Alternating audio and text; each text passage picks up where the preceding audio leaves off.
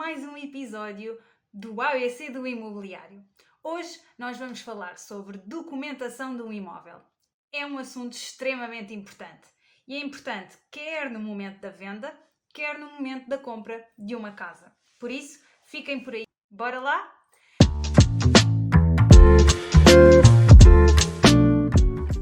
Então vamos começar.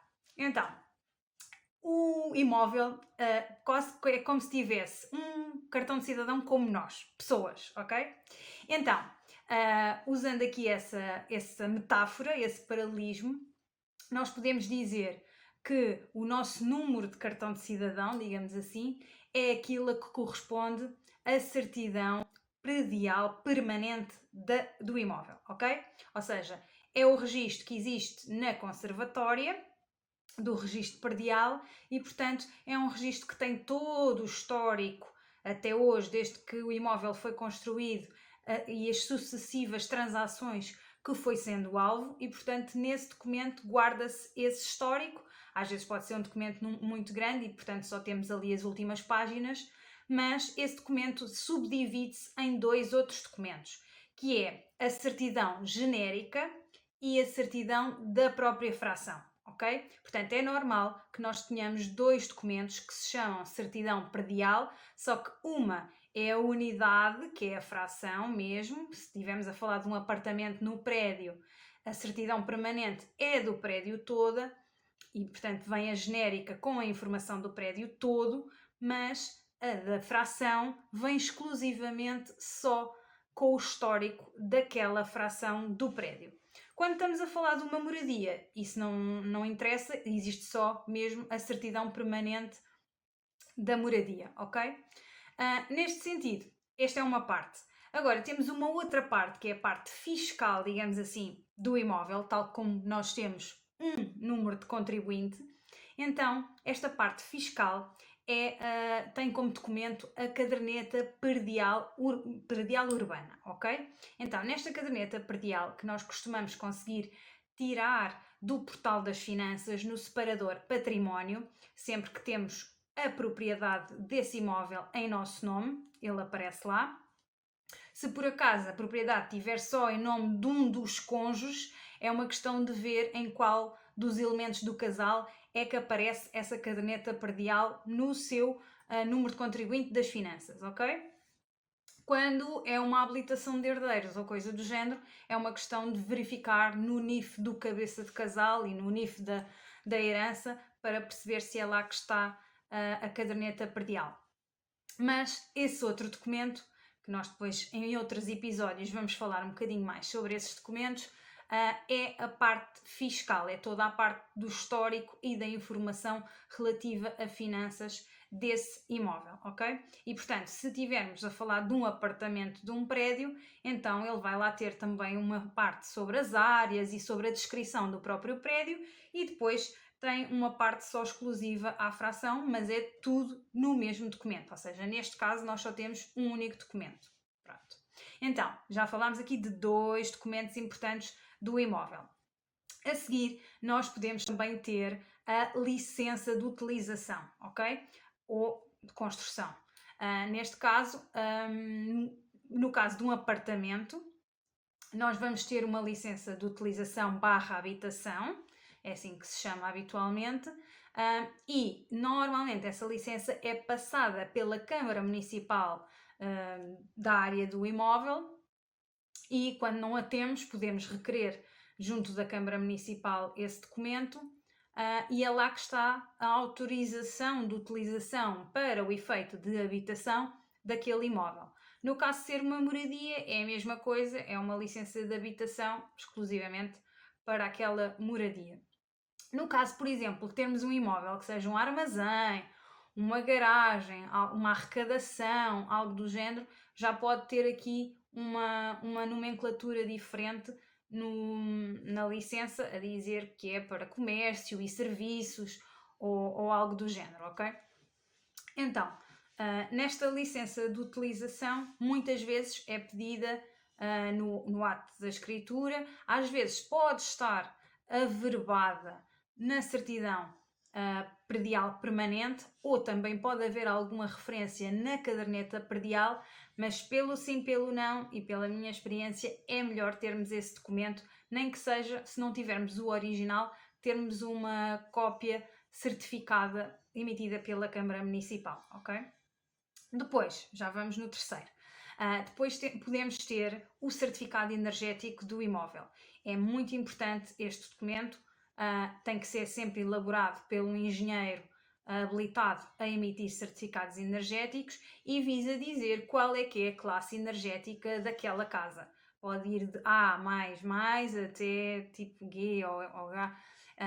Agora não me vou entrar por esse ponto, mas de facto aquilo tem uma classificação em que o A e o B distinguem-se, há ali subcategorias, do C até mais para baixo já não existem essas subcategorias, ok?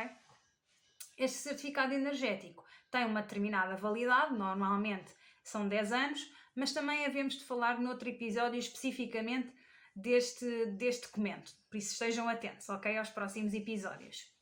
Em relação aqui aos documentos do imóvel, portanto já falámos aqui de 4, vamos recapitulando, ok? Portanto, a certidão predial permanente, que pode ter 2 subdocumentos, a caderneta predial, o certificado energético, a licença de utilização. Atenção que sobre a questão da licença de utilização, às vezes para imóveis em Lisboa, especificamente anteriores a 1951, não existia essa obrigação de ter licença de utilização. Contudo, é preciso um documento da Câmara a dizer que especificamente esse imóvel está com essa isenção de ter licença de utilização, ok? Porque, salvo isso, depois podemos não ter essa informação em nenhum dos outros documentos que já falei. Em termos de mais documentação do imóvel, é óbvio que todos os imóveis normalmente têm uma planta.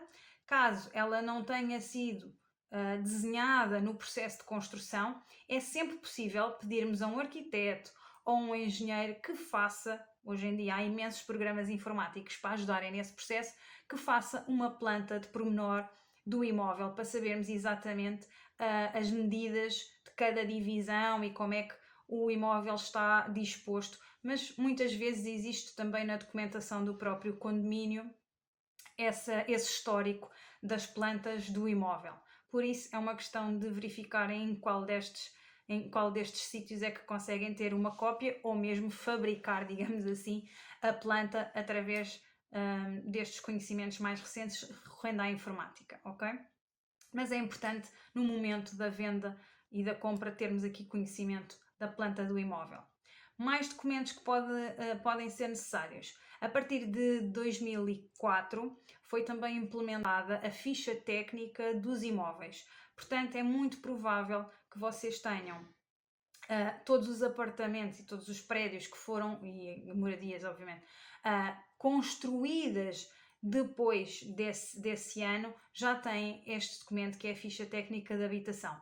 Portanto, todas as transações feitas com estes imóveis depois dessa data terão que ter esta ficha técnica a acompanhar todo o processo, está bem? Mais, vou aqui recorrer só aos meus apontamentos para garantir que não vos falta nadinha. Mas creio que já falei de todos os documentos mais importantes. Agora, pode haver aqui documentos que sejam correlacionados, ok? Dependendo aqui da titularidade do imóvel.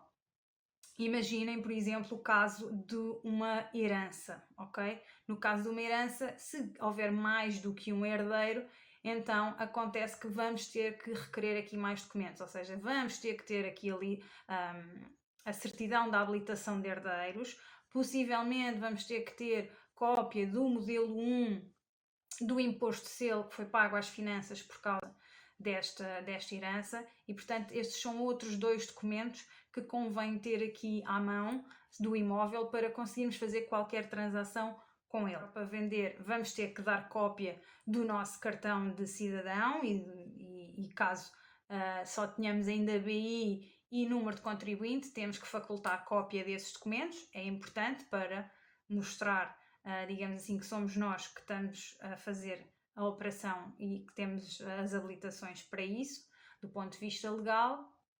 Também pode acontecer que tenhamos que ir buscar mais documentação, nomeadamente assentos de nascimento, assentos de casamento.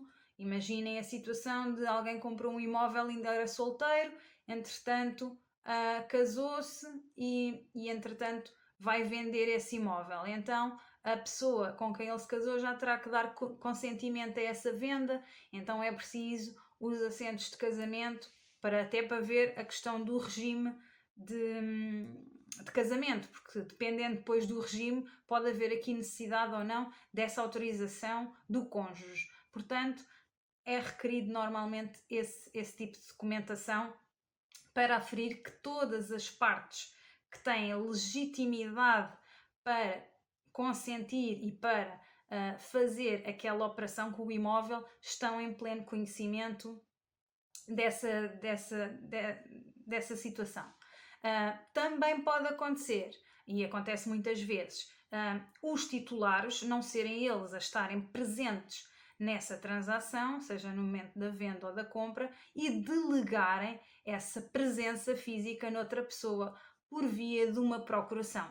Isso terá que ser, obviamente, apresentado por algum efeito em conjunto com algum advogado, algum solicitador, algum notário que possa ter elaborado essa procuração atempadamente e possamos usar esse documento para efetivamente proceder à venda ou à compra do imóvel quando estamos a falar de alguém que está a representar algum titular dessa operação. Por isso, acho que resumidamente já falei aqui de todos os documentos envolvidos e até falei de outros documentos que podem estar aqui envolvidos no processo de compra e venda de uma casa. Espero que tenha sido útil. Vamos desenvolver noutros episódios alguns destes documentos, portanto fiquem atentos, façam os vossos comentários, enviem as vossas sugestões. Muito obrigada por estarem aí desse lado. Partilhem este episódio com quem vocês queiram. Vejam as vezes necessárias, coloquem gosto lá no YouTube, que é para o YouTube saber que isto é informação útil que pode chegar a mais pessoas. Por isso, beijinhos, até ao próximo episódio!